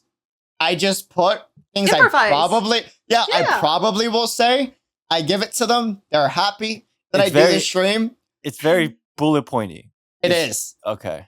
Yeah, it's all bullet points. Like these are things I'm probably gonna hit. Yeah. Yo, And then- I typed that shit out word for word, copy Dude. paste, and send it. They always ask me, and they're like, "Hey, can you go into more detail?" And I'm like, "Yeah." So I'm just So I'm gonna roll on the gacha and then we vibe. yeah, we're gonna vibe and we're gonna excite the audience, and they're like, "Yeah, but how are you gonna do it?" I'm gonna say a lot of really cool things and talk about the art and like, okay. That's hilarious. Most of them like will check on it too, and they'll be like, "Hey, you're kind of doing new things from the guideline." I'm like, "I know, I just thought it was a great idea to." At least you have the ability to, how do I put it? pass off the situation with more, like good positive information for them, what they want, I guess, essentially. Yeah, by the end of it, they're always like, that's not what you said you would do. But that's good enough. But it went really well. Yeah, so like that's hilarious. I actually just found out like a week or so ago that like people have plans for their streams. Yes. Like, what? Oh my god! Didn't it shock you? Crazy to me. I was like, wait, so like you plan out the phases of like, that's crazy. I just kind of go on, and my chat will even ask me. They're like, "So what are we doing today?" I'm like, "Well, we're definitely gonna do the thing that I titled the stream on, but like besides that, I don't know. We're just gonna kind of see like what we end up doing." Yeah, I tried both. It's very different. It's very, very different. Mm-hmm. Unreal knows in the beginning when I was streaming, I was just planning out literally every aspect, everything. That seems like you, yeah. Every peak and every valley of the stream for the purpose of emotional entertainment. Mm-hmm. And then I got tired of it.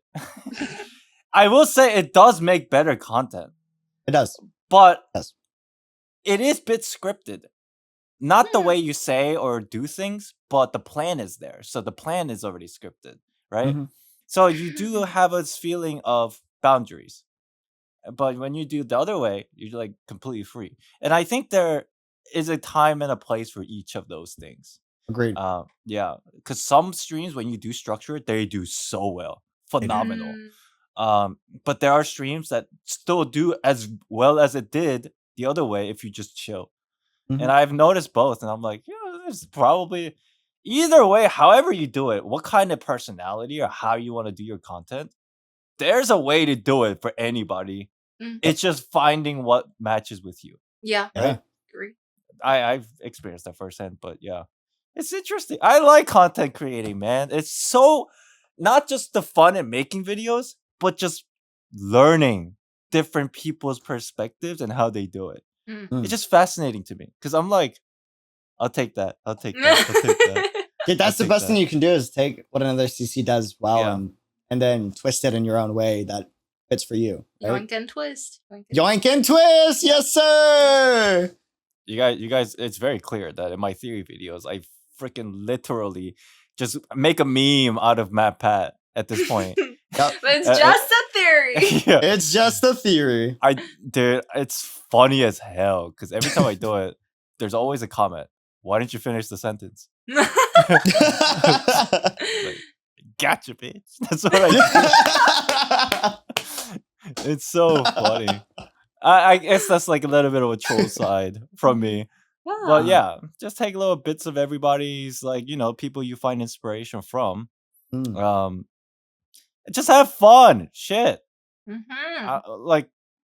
Dude, yeah, we already talked about this before. It's stressful as hell. But if you guys are like interested in content creation in general, just like everything that we talked about this entire podcast, it's really controlling yourself mindset, right? And also understanding yourself. Yeah, yes. Self-reflecting a lot. A lot. Even if it hurts you, you need to do the best content creators are hyper self-aware. Right. Yeah. Just 100%. I was very bad at that in the beginning. I've definitely gotten better at it. And ever since I started getting a little bit better over time, my content has been better. And like my enjoyment factor grows with it. So, yo, if you guys are ever interested in content creation, first thing you got to do is, I think most important, if you're going to spend, let's say there's like you have like 100 hours in a week to do content creation. Let's say, I don't know, 100 to make it simple, 100%, right? Spend a good like 30% in self-reflection. Yeah. Oh yeah, definitely. 100%. I would say like go for 40 to 50. Yep. The more especially the better. In the planning stages. Yeah. Especially in the planning stages, yeah. But yeah. And if you don't understand, like a whole episode for like content creation tips. We should. Yeah. We should. If you guys are into that, let us know. Wasn't this pretty much like that? I don't know. Maybe we can go into the detail. That sounds like pretty, this was more deep. This was more like the social dynamic of psychology, humanity, society. Yeah, if you want like a content creation episode, let us. Where is that? What is he doing? This dude's crazy right now. Why is he always like this?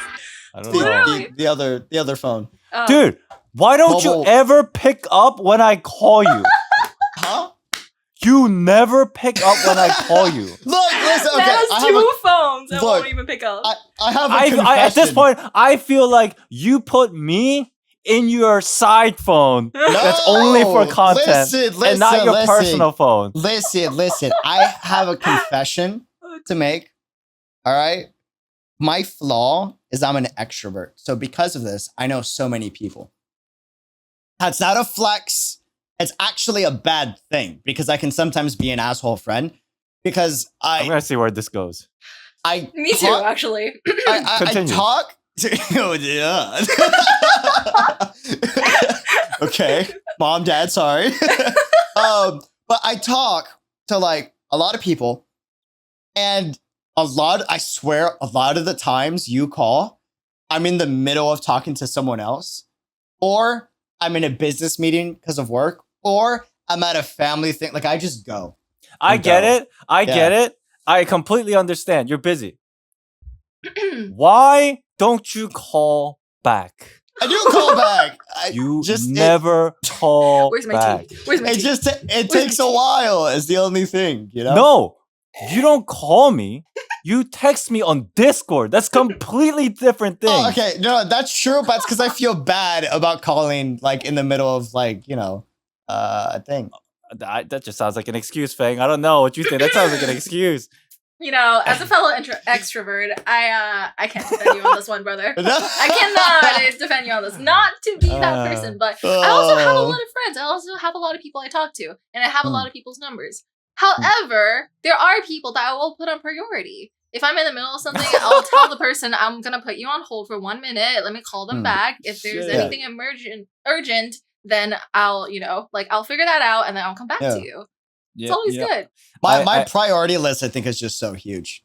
Part of the reason, like not to be an excuse, but like my family is so big, and I can't say everything for reasons, but as the eldest son, I have a lot of things that I got to manage family wise. That I get that. That is that is my number one priority. My dad's kind of builded me into that oldest spot. sibling as well. Yeah. I'll let you slide because I think, to be honest, if you called me, I would have texted you on Discord instead. Anyway. Why did you even grow? I know. That's why I don't do it. That's what I'm saying. So annoying. Because I know, like. No way, he just literally scolded you for a good 5 minutes and then said the same thing. That's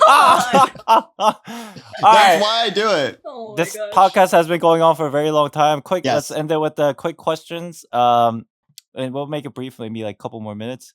My question is, throughout the day, morning or night, which do you find the most tired?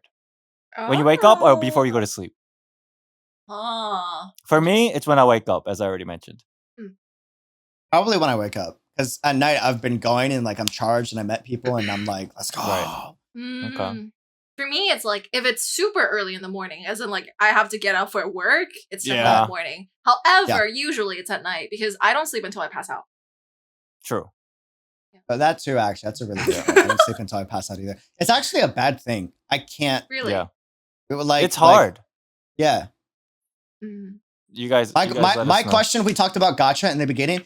If you're comfortable with it, how much money have you spent on Gacha? Tell me the number. Didn't we talk about this before? Please. Didn't we talk about this before? Yeah, but the question is, how much money have you spent? Oh, what's the number? God. If you're comfy with sharing it, let us know. Or you could just say a lot or not so much. Yeah. Or if you're enviosity, let us know. Come on. What, completely free? Yeah.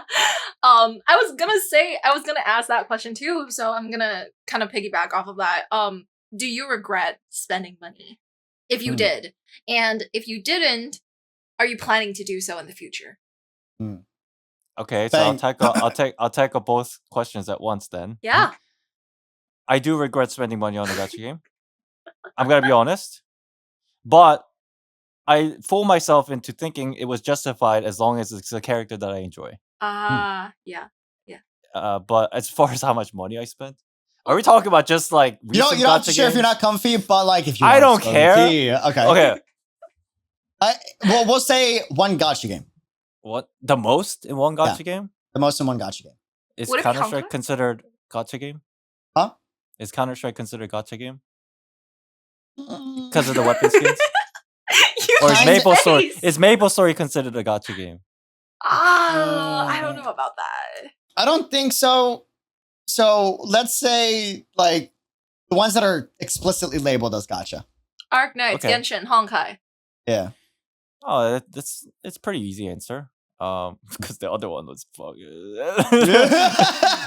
I guess Genshin it would be like, anywhere between 2,000 to 3,000, Mm. Oh my! which Damn. is. I personally think that's a lot of money, but I personally think on the content creator's perspective, that's not a lot. It's a good investment. Yeah. But if I was not making YouTube videos and this was just like my normal joy Oh, of playing 100%. video games, Yeah, that's way yeah. too much money, I think. Yep. Yeah. But yeah, that's my answer. Any one of you? Fang, do you want to? You don't have to if you don't want to, but I'm free to play on every other gacha game ever except for Genshin. And What character Hello? broke your curse? Or not curse, your mentality. do you want to know? who? It's Hu Tao. Like, Hell yeah, bro, uh, bestie. I like Yeah. Hu Tao. I like Hu Tao. it's just it was annoying for me because she was my brand and she still is. Bro, so oh wait, she actually is kind of like you now that I think about it. we're just Whoa! menaces. We're like we cause problems on purpose. That's what we do. That's But yeah. crazy. Yeah, so Huh. I wanted her so bad. And I was like, can you imagine a little girl like literally being the boss of like the Rex Lapis, the Geo Archon? Like that's so stupid. I love it. That's amazing. Yeah, so I was like, I needed her and I couldn't get her, and then I spent like $50 like the morning I woke up, because I woke up and I was like, it has to be a dream. I didn't lose the 50-50. Oh I did. no. And I was like, screw Aw. it, $50. Yeah. And then it kind of didn't spiral after that, but I think I spent overall like around 300 probably. Not including Welkins. But yeah, probably 300 to $350. Wait, do you want to answer your own question? Oh Besides the yeah, money? I don't regret it. Whatever. Screw it. It's Alright. my brand. I can spoil my girl. It's Cool. okay. Oh yeah. Oh yeah. It's man, I want to change my answer because I'm like I want to be that cool guy that says I don't regret my decisions in my life. I was that cool guy. Sorry about Fuck. that. I will say there's a lot of stupid stuff that I did in my life that I probably didn't want to do, but if I were to package it in a very nice way, it made me who I am. Right. Yeah, Helped yeah, you yeah. But do I character regret development. it? Yeah, some of the shit that I did are dumb as fuck. Like it didn't change who I am. Like what the fuck? What? Did I really need to go like walk in the middle of Brooklyn at 4 a.m. when I was drunk for my 21st birthday? No, that didn't change who I am. That was the dumbest shit. Okay, so there are regrets. Anyways, Unreal, go ahead. Your two answers. I don't regret anything on my gacha spending. I would like to preface this by saying two things. First, my community enables me. Second, Sure. Second, before I got into content creation, before I blew up with YouTube, the most money I ever spent on a single character was, I believe, $100 on Shao, if I'm not mistaken. This was like before I blew up and I could I was making decent money. Damn, Right? you guys are tame. Holy Wait, shit. wait, No, wait for it. That was pre-blow up. This Yep, is now wait for post it. blow up. Okay, so That preface said everything for you. Well, I mean- actually. I think. Okay, go ahead. do you want like total of all games, or do you want like just the most in one? I said the most in one, so I'm gonna do the most in one. Most in one, but we're not talking about the support money you receive from your community. We're talking about on your own, right? Like, because from your own that's how I wallet. answered your question. When I said Okay. 2 to 3K, Okay, no. I Okay. want to know total though, because that's at the end of the day, you make the decision to still spend it. Mhm. What's your total number? it's not too different because I usually don't like when people give me money to roll, just because if they want to, that I would take it with a lot of gratitude. But I always just tell them that if you have that kind of money to like support me, just roll it on your character. Yeah. So I didn't get I did get quite a bit. So like probably altogether 4,000 probably. Yeah, 4K. What about you then? Total. I'm scared. Oh boy. It's definitely Genshin Impact. Hold on. As Raiden. There's Aido and Ayaka too. I know. So much in total. How many characters did I see? 6. Yeah, I know. That's what I'm calculating. Oh, Albedo too. Oh my god. We're gonna be here for a while. Sino, I think like I'm hitting like 8,000 to 9,000. Solid. About to hit the 10K mark. Yeah. Oh boy. It's not bad. Not bad for. Just wait till Deo comes out and you're done. Yeah, she's gonna probably break the 10K mark. Yeah. Or now Hatham. Oh no, dude. I'm just so glad that all these characters that I find really pretty and interesting, I don't cave. It's only the few that I actually. Yeah, and just to communicate, like I never go above my budget ever. Period. I have a set budget every month. I don't go above that. In a way, it's like I'm kind of glad that my interest in certain characters is very clear, right? Yep. As in, like I only like certain things, like the characters that are very happy and personality-wise really like makes me happy. Things like Yoimiya or Nahida, those kind of things. The best dude. You're more into like badassery kind of like bro. Oh my characters. god! And every Genshin character is like badass and like just like right. Yeah. Mm-hmm. No. You know, I'm the type where like if I like a character, I'll go all in, but if I don't, I'll skip or just like barely. I'll try, and if I get it, cool. If not, I think. Yeah, those are the questions. Let us know in the comments. Let us know in the comments. This one was a long one. Thank you for watching, everybody. Shout outs to both of you for doing this podcast with me, as always. Yeah. Thank you for having us. Like, subscribe, all of our channels, and catch our streams, okay? Okay? Yeah. Bye. Bye, everybody. Thank you. Have a good one. Peace.